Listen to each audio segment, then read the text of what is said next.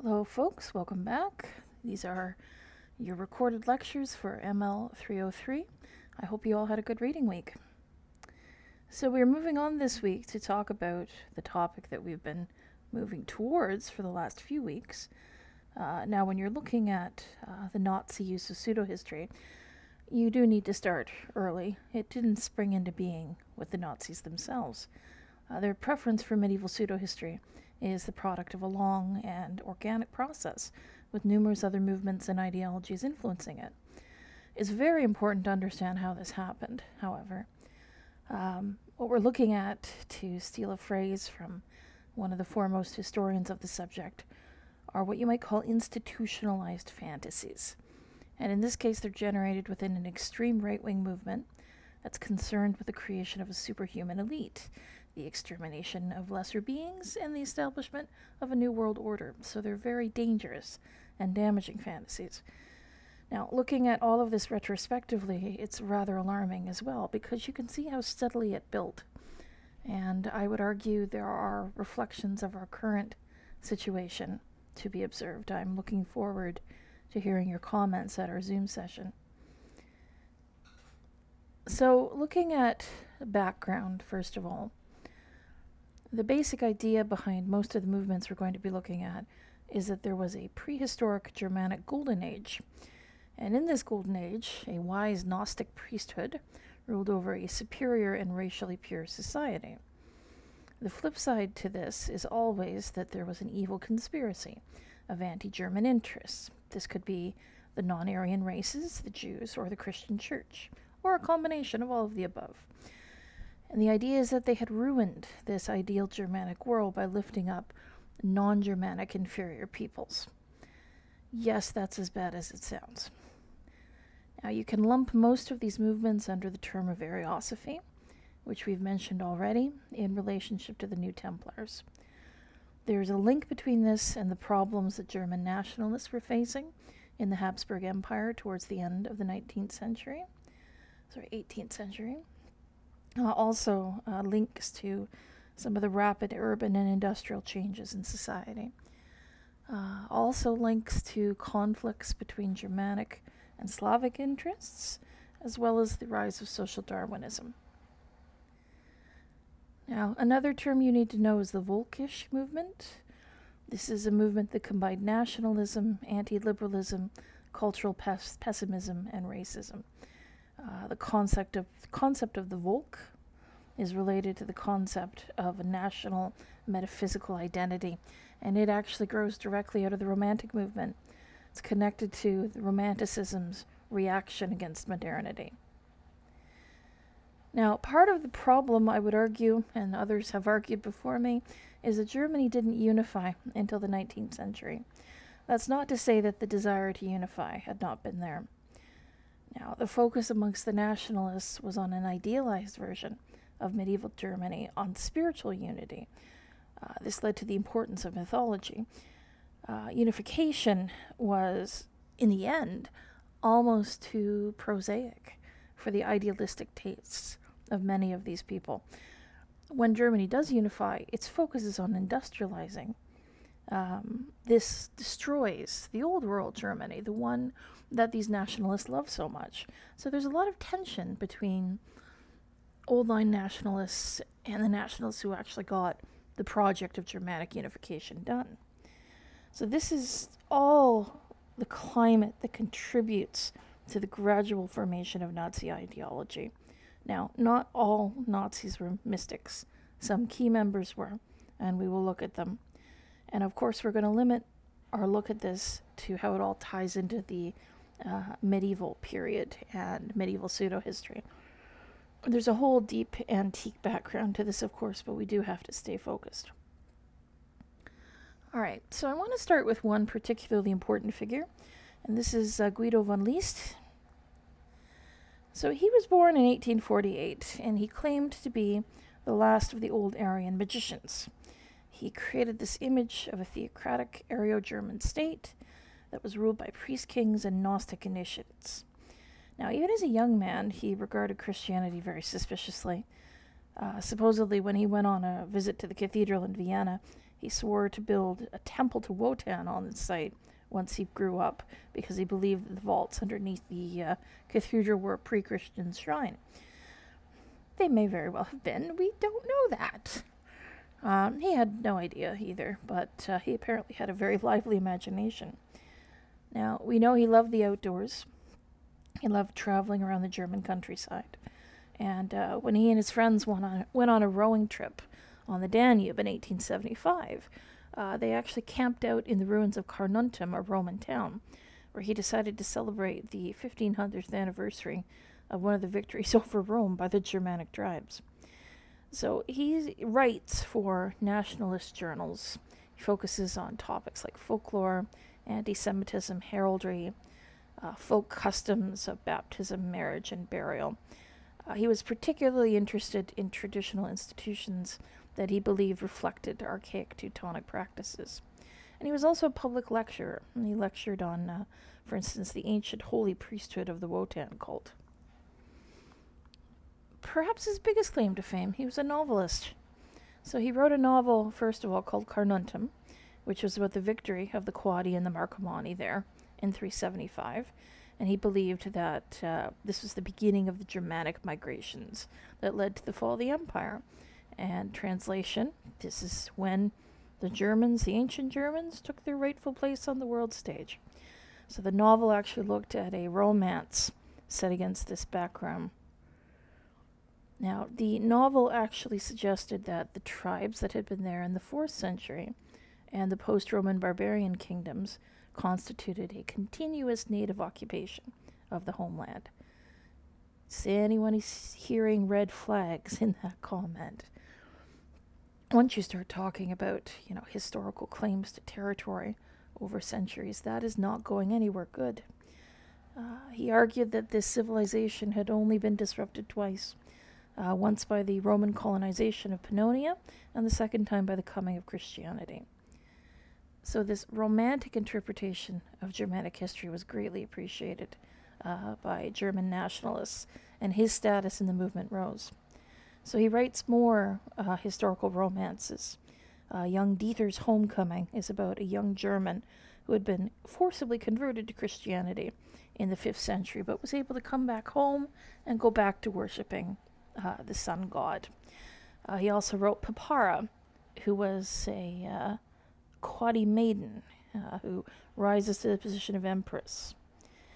Now, he got tired of writing novels eventually and started to churn out dramas instead. And these were, royal tragedies, plays for the solstice festivals, love stories set in the Germanic period. He actually wanted to raise money to reconstruct the Roman amphitheater Carnuntum, but he thought it should be used for, bardic contests and things, which are Germanic assemblies, as a way to carry the message of Wotanism to a wider audience. Now, he became very interested in occultism. He looks at runes, heraldry.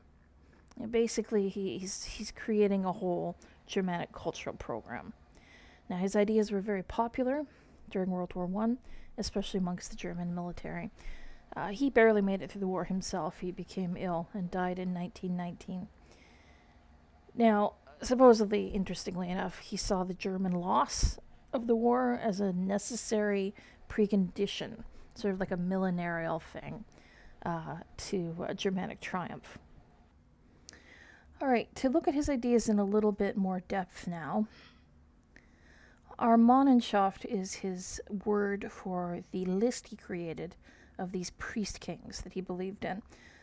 He borrowed concepts from a number of the other secret societies, including Freemasonry and Rosicrucianism, as well as Germanic Templarism. All of this is tied in together in his mind. So he believed that the Templars were secret agents of the surviving priesthood, and that the head of Baphomet was actually a Gnostic sigil, the Maltese cross, which they had worshipped. So he fits them, the early medieval secret societies, Kabbalists, and Renaissance humanists, into a heritage that he argues stretches all the way back to the original priest kings. This is a perfect example of that sort of conspiratorial apparatus that emerges whenever you try to create this type of grand narrative. And, what he did with it was fairly negligible. He's just he's a writer, he's a public intellectual. It's what later people did with it that was the problem. Now, another strand that he introduces to Teutonic ideology is this absolute hatred of Christianity. He saw it as having destroyed what he called Teutonic vigor. He pointed out that its focus on love and charity had encouraged Germans to deviate from what he saw as a strictly eugenic approach to procreation. So they kept weak children, in other words. Now, I will be the first as a medieval historian to admit that yes, sometimes Northern European societies did do away with babies who had disabilities in the early period, or even the early medieval period. Infanticide or child exposure is a reality. But was it an organized sort of policy? No, absolutely not. Not even in the pre-Christian period. Now, his argument is that the missionaries had destroyed the Armenschaft, the priests, and painted them as magicians and painted their sanctuaries as unholy places. He had a particular rage against figures like Charlemagne. Charlemagne, for anybody who has not studied him, put a lot of effort into trying to convert the Saxons, and he did so by force. Now, he argues that religious conversion was always followed by a conspiracy to depict the pre-Christian Germans as primitive, which robs them of their history and obliterates the Armanist past. So all that's left is what is hidden, what is occult. And this is why he and his followers turned to heraldry. So his belief was that a college of heralds had existed in the early medieval period. He said that heraldry came from the time when warriors decorated their shields for battle. All right, so here's the reality. Formal heraldry dates from the 12th century, but he decided it was a pre-Christian practice because it was something that could be used to pass along codes and messages. So he argued in 1891 that heraldry was actually based on runes. He wrote whole articles on the subject. Was there any truth to them? No, absolutely not. But it was a confabulation that really appealed to both the nobility and the middle class. So we see whole new societies emerging after Liszt and other figures like him. So, for instance, Rudolf von Sebottendorf, who was a World War I veteran, founds the Thule Society, which is an expression of the Volkisch movement. Now, this is not his birth name. He adopted it. He arranged to be adopted into the Sebottendorf family because they were lords of villages on the Baltic coast and servants of the Emperor Otto II.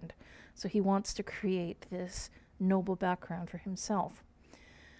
So we got to remember the context of post-World War I Germany. The Weimar Republic is very turbulent politically. A lot of local republics were being proclaimed by left-wing groups, sometimes even Jewish-influenced groups. So the Thule Society is a nationalist and occult response to this. It claimed allegiance to the Germanic gods. It invoked Ultima Thule, Iceland, and promised to fight until, quote, the swastika arose out of the icy darkness. Now, they're not all talk. They actually worked on a more practical level. They were behind the Münchener Beobachter, which is the anti-Semitic paper that helped contribute to the foundation of the Nazi Party. It was gradually taken over by some of Hitler's earliest followers. They also stockpiled weapons for the Germanic resistance and anti-communist activities. Now, Hitler didn't approve of the Thule Society because they were secretive. He thought you had to have open party membership to be successful. Now, the Thule Society splits, and a new party develops from its existing membership, and Sebottendorf kind of wanders off into occult investigation. He becomes a spy, actually, and dies just after World War I. Now, the German loss in World War I also fires up more interest in reclaiming old Germanic glory by looking at the ancient and medieval Germanic world. One of the best sources for this is, of course, the Edda.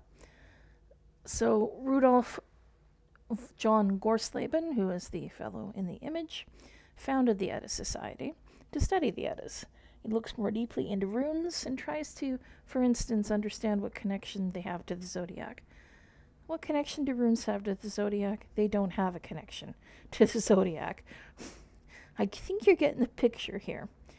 But he also looked at skaldic poetry, lists ideas of Germanic gods.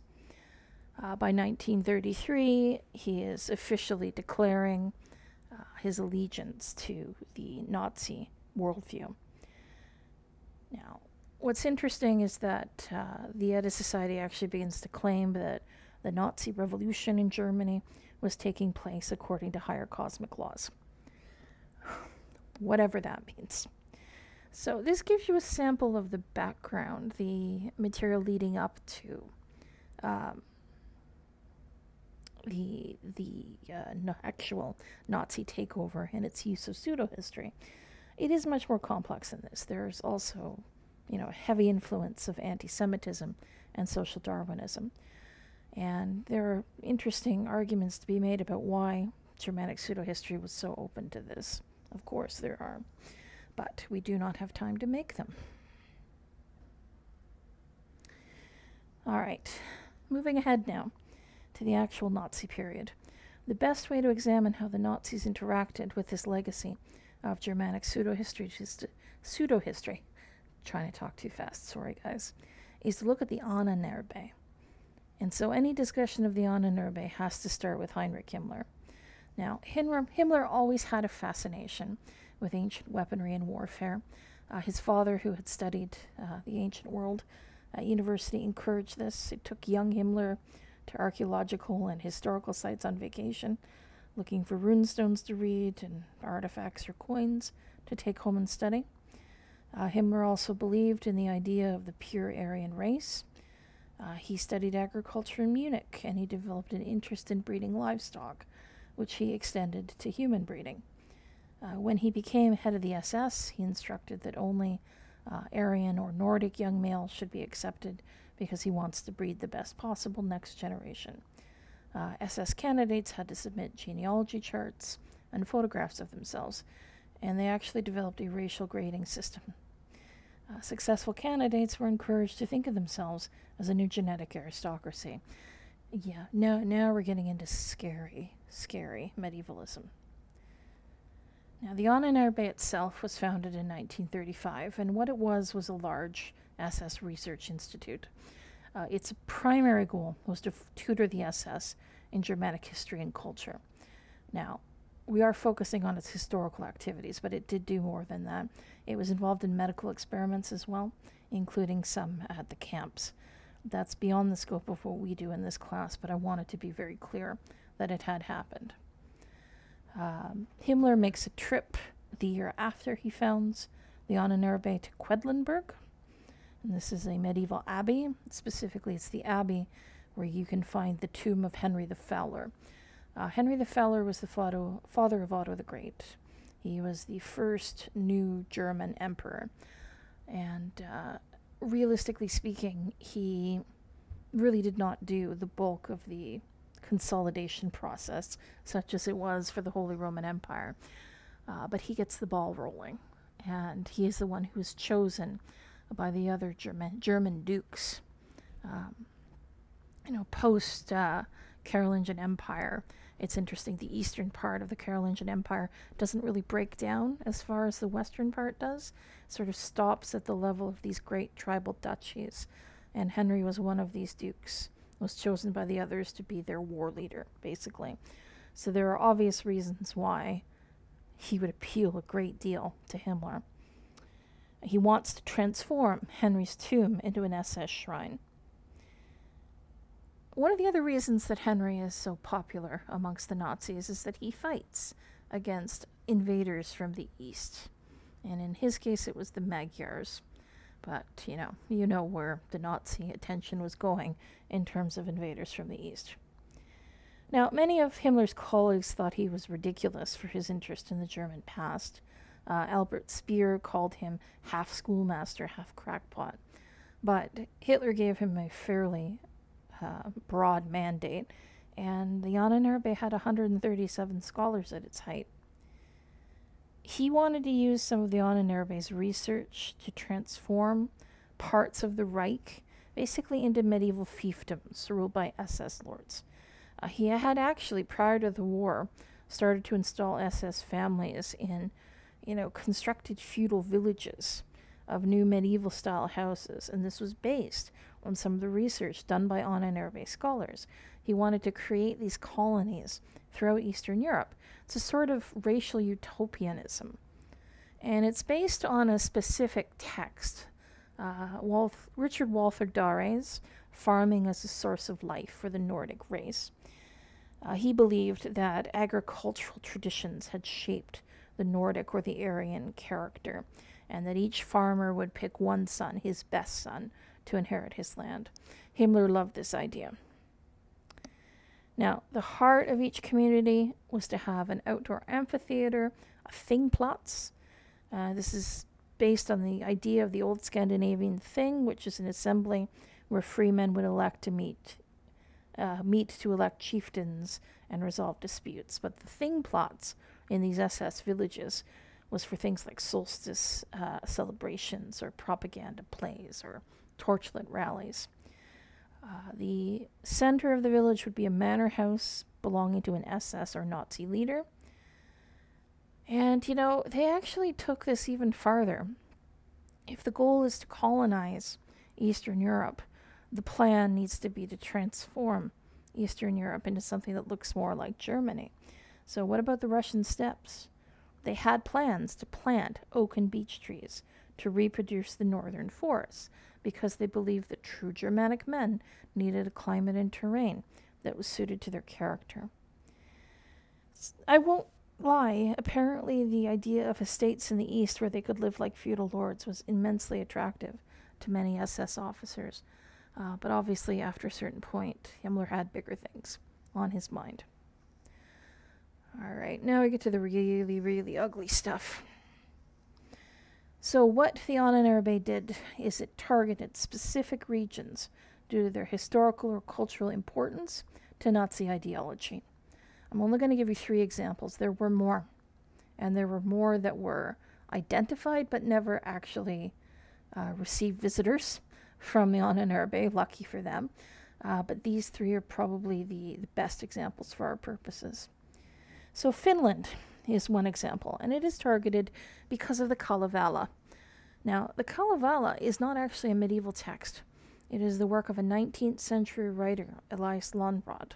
He thought that these old folklore songs from Karelia were fragments of a lost northern epic. So he collected them, wrote them down, stitched them together into a whole with some of his own invented material, and he published it in 1835. And the hero of the Kalevala is Wainamoinen, and he is a sorcerer. His spells transform tundra into forest, cleans the land of pestilence, etc., etc. So what does this all mean to the Nazis? Well, it can mean anything if you take a euhemeristic approach to it, right? Opens up all kinds of horrible possibilities. And actually, Hitler himself is quoted in 1942 as saying that there has to be some truth in the mythology, some reflection of reality. Himmler believed that the ancient Norse gods were the earliest Aryans and that they were possessed of greater powers and technology. For instance, Thor's hammer was thought to be some sort of electrical weapon. So the Ahnenerbe scholar Urjo von Gronhagen traveled to Karelia at Himmler's request, won his approval by suggesting that the Finns were actually an Aryan offshoot. Now, he brought with him a Finnish illustrator in case the sorcerers or witches he was supposed to be studying didn't want to be photographed. He brought a musicologist from Berlin who believed that music reflected racial traits. He was supposed to determine whether or not the Karelian chants were Aryan. So they go together into the far north of Finland. They record songs and observations about the singers. They studied the kantele, which was the stringed instrument that was used in that part of the world, spoke to a soothsayer, and recorded details on Finnish folklore. Now, Finnish scholars started to get suspicious of his team after the first trip, and they were worried about how the information would be used. Himmler actually just simply gave them more funding. He wanted more details on things like ancient Nordic instruments for using in the SS solstice festivals. So, Finland is a good example of where the Ahnenerbe got their hands into things, but thankfully it's not as damaging as the next example, where, these flat out stole artifacts. So in Poland, you have the Wittstoss altarpiece, which is the lovely thing in the image there. It's a masterpiece of 15th century Gothic art. It has 200 carved wooden figures in it and is 36 feet in width. It came to the attention of the Ahnenerbe, specifically to Peter Paulsen, who was a professor of archaeology at the University of Berlin. He was a Viking expert and a dedicated Nazi, and he wanted to remove important artifacts and artwork out of Polish museums. He mentioned the Wittstoss altarpiece as a thing that they really wanted to have. Now, the Poles tried to hide it. They cut it into 32 pieces, they separated it, sent them away. We think Paulsen had perhaps somebody on the inside.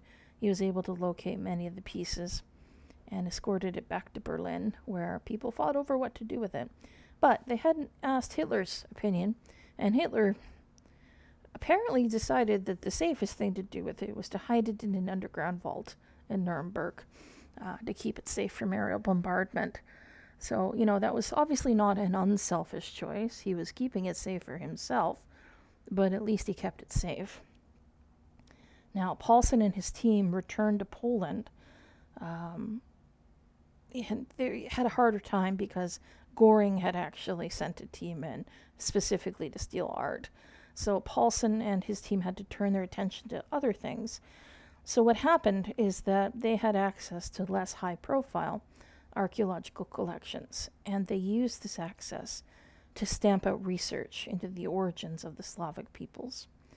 The reason for this is Paulsen's people disapproved of research that suggested the Slavs had origins in territories that they believed had actually been German. So they tried to hide or destroy the more valuable artifacts. They destroyed records of research as well. They stole the Suprazel Codex, which was an 11th century manuscript. It was the oldest Old Church Slavonic literary work in Poland. They sent it back to Berlin. They are literally trying to rewrite history at this point. And they do so in the next case as well. All right, so the Bayeux Tapestry. France knew what was coming, and they were in a panic to keep it safe.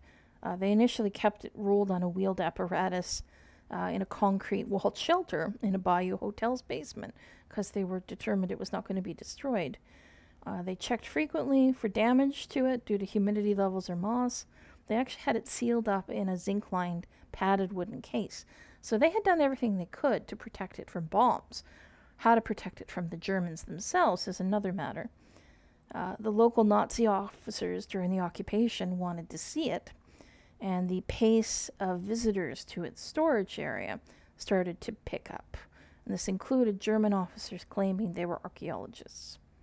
So suffice to say, Himmler was very interested in the Bayeux Tapestry.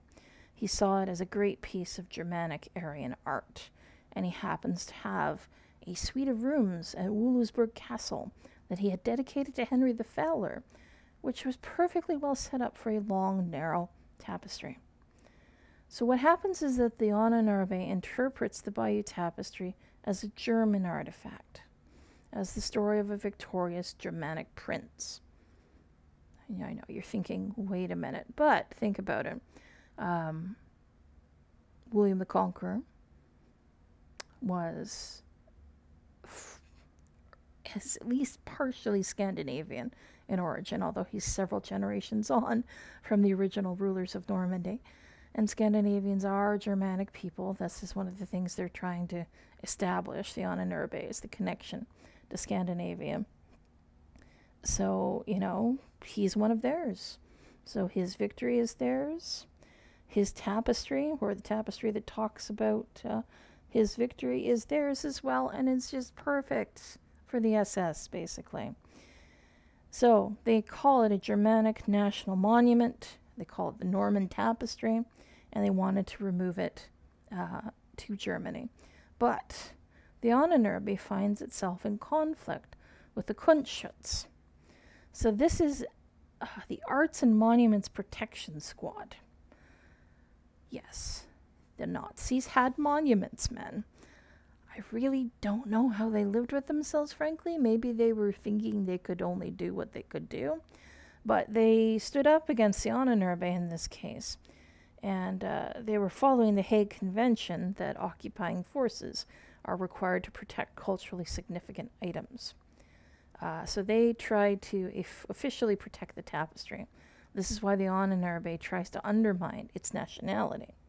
So it launches intensive research into the tapestry to try and establish the whole Scandinavian nature of it. So meanwhile, the poor mayor of Bayeux, still trying to protect his city's tapestry, is playing the various German agencies against each other, but eventually had to allow it to be moved, to let them continue to do their research. Now, it becomes part of a propaganda war. The Germans wanted to tour it through neutral countries to warn about how they were about to invade England, whereas the English were like, hey, that's our history. This is all about the industry and piety of the Middle Ages. It's more important than the German attempt to renew their pagan order. So in 1944, Himmler decides he's tired of all of this, and he lays out an operation to seize control of the tapestry. This is called Special Project Brittany. The tapestry was actually codenamed Matilda, believe it or not. But thankfully, the liberation of Bayeux happens very quickly after D-Day. Now, moving the tapestry under those conditions was dangerous, and the Kunstschutz and the Louvre were resisting moving it. But again, weirdly, we have the Gestapo to thank for saving it. It takes it out of Bayeux during the liberation, takes it to the Louvre, and stores it there as safely as they could. Now, in the end, they planned to take it to Berlin. And the only reason they didn't is that the liberation of Paris happens not long after that. And the Louvre is soon under the control of the Allies. Now, the Allied equivalent of the Kunstschutz, the actual monuments men, step in. And the French are immediately like, no, you're not touching it. Don't you dare. After all, how are they going to trust the English any more than they did the Germans? But thankfully, the monuments men, as soon as they were assured that the tapestry was safe, were okay with it and kind of let it be. And in the end, it is returned to Bayeux in 1945. So the Bayeux Tapestry has a happy ending. But we can only imagine, really, everything else that's lost. You know, the less dramatic but still critically important objects that didn't inspire so much protective effort. So in a way, the Nazi approach to recreating medieval pseudo-history or rewriting the medieval past in accordance with their ideas of pseudo-history are the very worst case scenario. Because in this case, pseudo-history has devastating real-life consequences. We will never know everything that was lost in Eastern Europe to the Ahnenerbe. And, you know, don't get me started on things that were bombed or destroyed. Anyways, on that rather depressing note, I think that will do us for this week. Have a good rest of your reading week, guys, and I will see you at our Zoom session next week.